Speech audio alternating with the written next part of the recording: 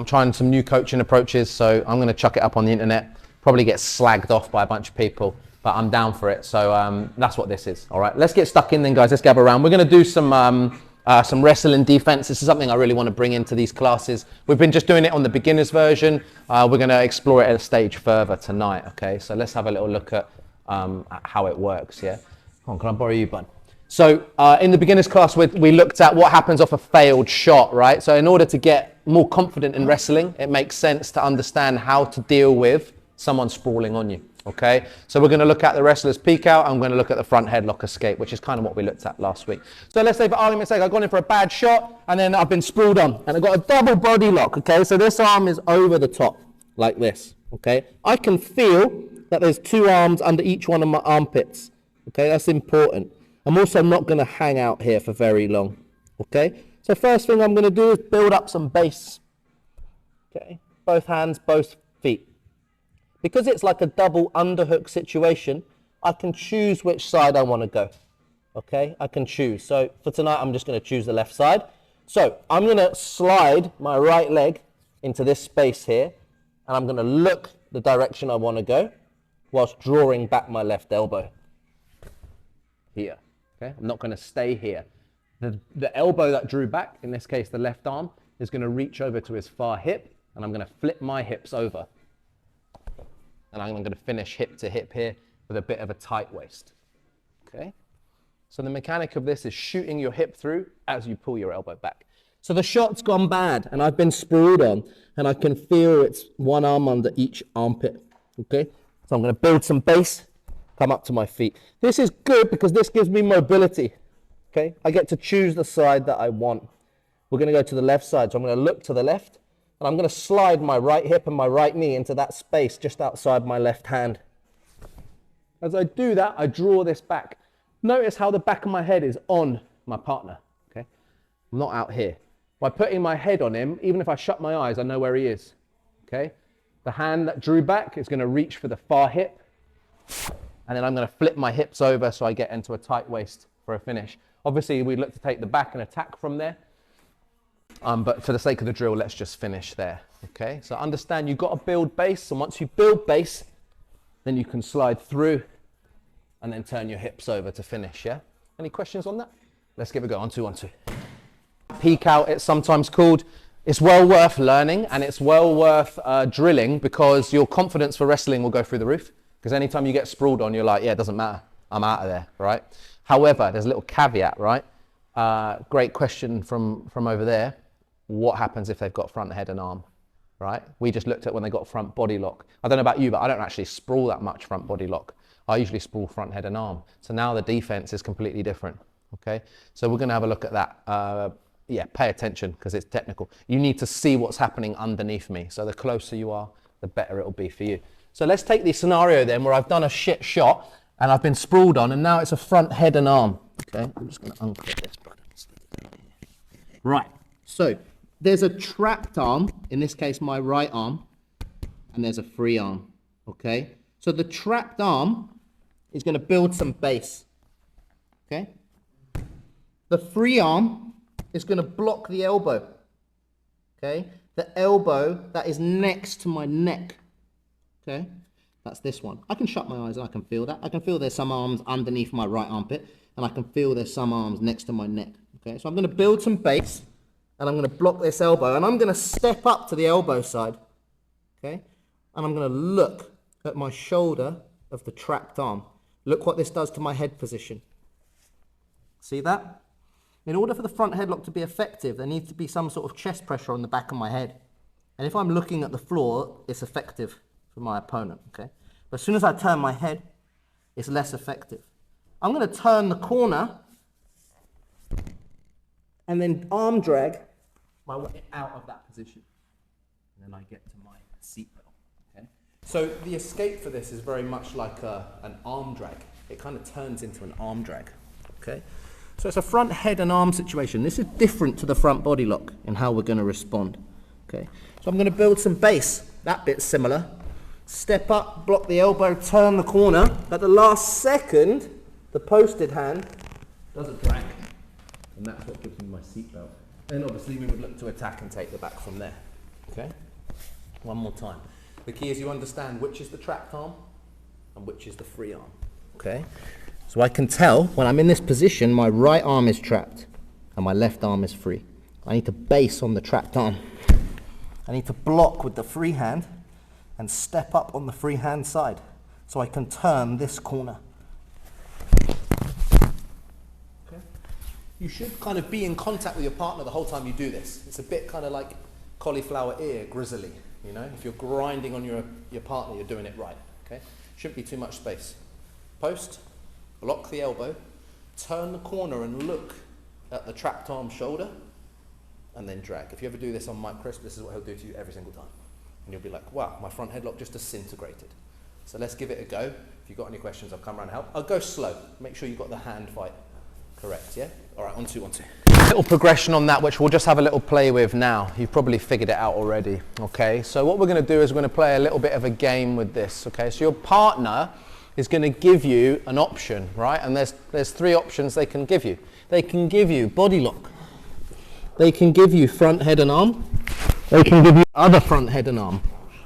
Good, and you can relax. Your job is to choose the right answer, okay?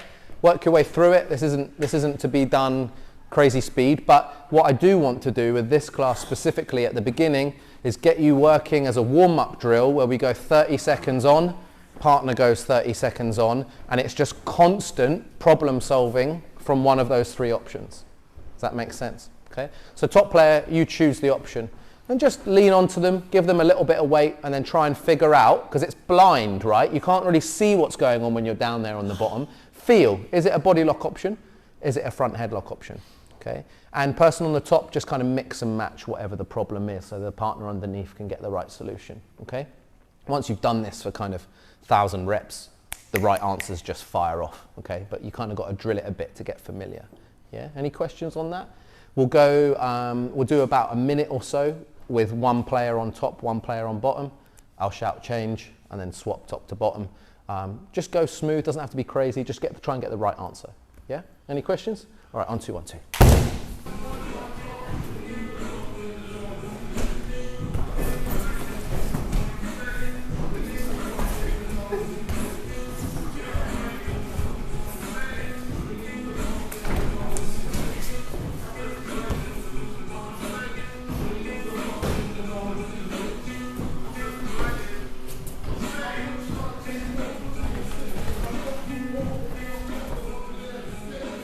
All right, next little bit then we're going to look at a bit of a kind of a game scenario to kind of play with some ideas. So we're going to look at top half guard passing. We've been doing this for the last couple of weeks. First game then, top player, you get 1 underhook, okay? And you get head position, and that's it, okay? Goals of the game. Top player, you've got to try and pass from there, okay? You start with 1 underhook and head position. Bottom player has got to try and sweep you from there, or upgrade the bottom half guard into something better. Yeah, half butterfly counts, closed guard counts. That's pretty much it, okay? So my job is to pass. I get this top side underhook and I get head control on the other side. So this kind of like sandwich wedge kind of position from here, okay? I want you to figure out the skill we're trying to develop is for the top player on how to pass efficiently using that underhook from top half guard, okay? Play around with it, get it wrong, you're going to learn better that way. You're going to keep the same orientation top to bottom. When I shout change, we'll switch the bottom and top players round. Has anyone got any questions on that? So no submissions for now, just focusing on passing, okay? Focusing on passing, and then try and be active on the bottom, you know, don't be a wet fish, try and be active there and just kind of like upgrade your position into something better than bottom half. Yeah, all good? All right, on 2, 1, 2. I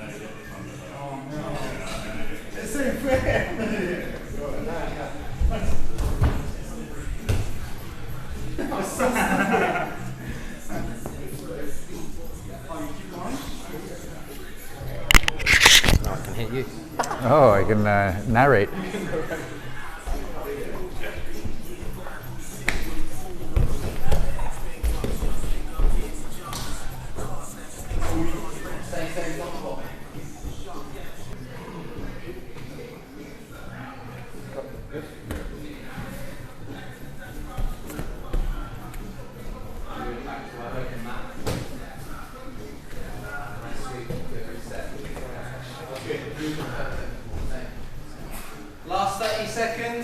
get one more rep. Usually we'd wait till I get the mouth, but it's okay.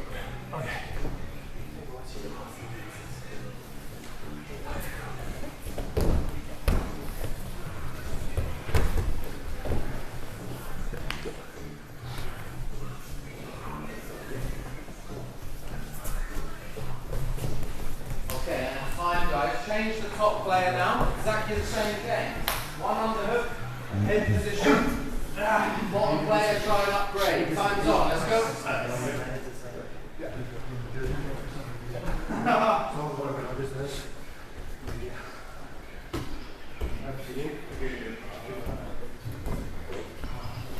Who got a sweep? Nice. So these game settings that we're looking at, we're going to use this format a lot because I think it allows you just to play a little bit more. Anyone got any questions on that so far, or any kind of roadblocks? Did anyone get, from the top player's perspective, did anyone get re-guarded on? So you were in top half and then someone pulled guard on you? Yeah? Anyone notice that happening? It's a great option for the bottom player to get to close guard if they can't make anything work from bottom half. So this idea of this single underhook then, let's explore that a little bit more because it's quite an interesting passing position. I heard you guys talking about using shoulder pressure to get what you want, and that's really important, okay? If you can just lie on your back there for me. So let's have a little look at this idea, shall we? Because what's really cool, usually when you kind of play top half, this top underhook is a great idea, right? The reason it's a great idea is because it allows me to flatten out the bottom player. Okay, bottom player's goal usually is to stay on their side, okay, and then they can be offensive from there. But if I have an underhook, I'm able, see how I can get chest to chest pressure, and usually this is quite common, right? Cross face and underhook. But when I change my head to the other side, this frees up this hand, okay? And also, watch my right shoulder now. See how I can make life pretty miserable by driving forward on it. What happens to my hips when I drive forward? And what is one of the main principles of passing from top half? We've got to elevate our hips, okay? If we get grips on the upper body and we elevate our hips, we can start pummeling our way to passes. So it's a really great grip to get, and when we change the head position, we kind of free up an arm. Now, what's that free arm for? What do you think he's going to do with his right hand when I start to cut? He's going to want to start framing or using it, isn't he? Look, he's going to be difficult. He's probably going to frame up here. And he wants to try and get this leg back, doesn't he? Try and get some kind of guard. So I've got a free hand. So it's not too difficult for me to pull this out or fight this somehow, okay? The old classic overhook works quite well. Pull it up, knee cut. So by changing my head position with that underhook, I free up a hand, and then that hand makes my life easier for passing, okay? So that's just a little bit of an insight into how useful that single underhook is. You can use it to get underhook crossface, or you can put your head on the other side and start passing, okay? Game number 2. Top player now gets a body lock around the hips, okay? So it's quite low as body locks go. I get a body lock round here. You can have any grip you want to shut the body lock, okay? And we're gonna start the game from here now, okay?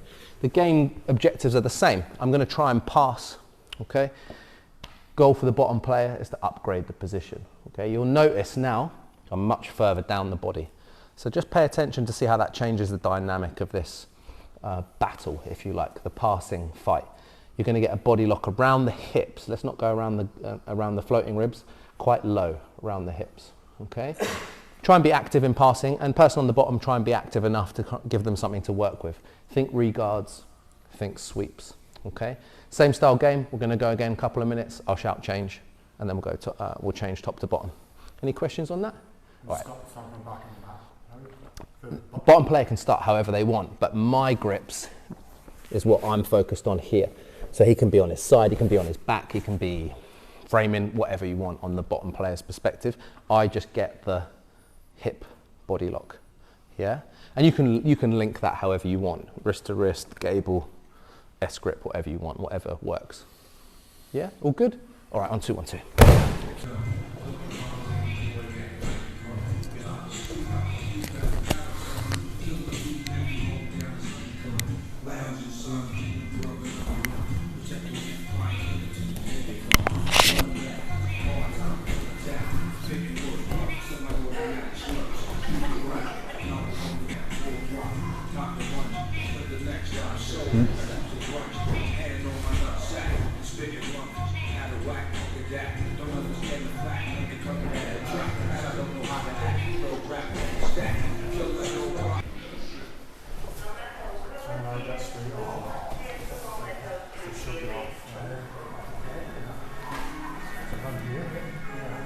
So as I'm pushing this way, drop down to my chest. Yeah, now drive up. Now we've got the back here.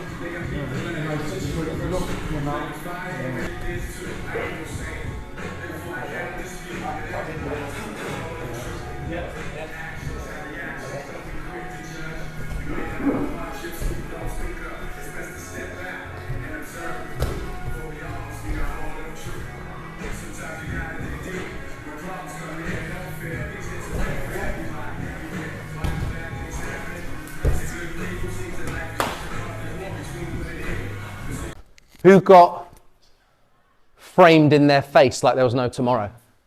Yeah, it's pretty annoying, isn't it?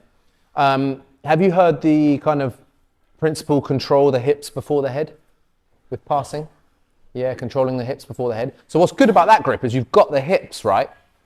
But what's interesting is I watched those of you that sat still with the body lock and just kind of like, I could see the cogs turning, you're trying to figure out what to do. If you sit still, it doesn't really work because you just get framed, you get pushed further down the body, and then the person usually like slips their legs out into some sort of guard, and now you've got a knee shield in front of you, or a butterfly guard, or a closed guard. I saw a few closed guards.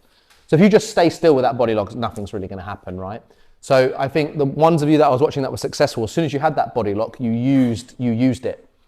What's the first objective, do you think, once you get that body lock? What's the kind of the main thing you want to think about doing? If I have that body lock on the hip. Pressure, for sure. Yeah, it's really good for pressure, right? Especially the old Dagestani deltoid in the gut. As soon as you put that deltoid in the gut and start bringing your hips up, I mean, if you had it done to you, you felt it, right? So that's true, pressure. Shortly followed by what?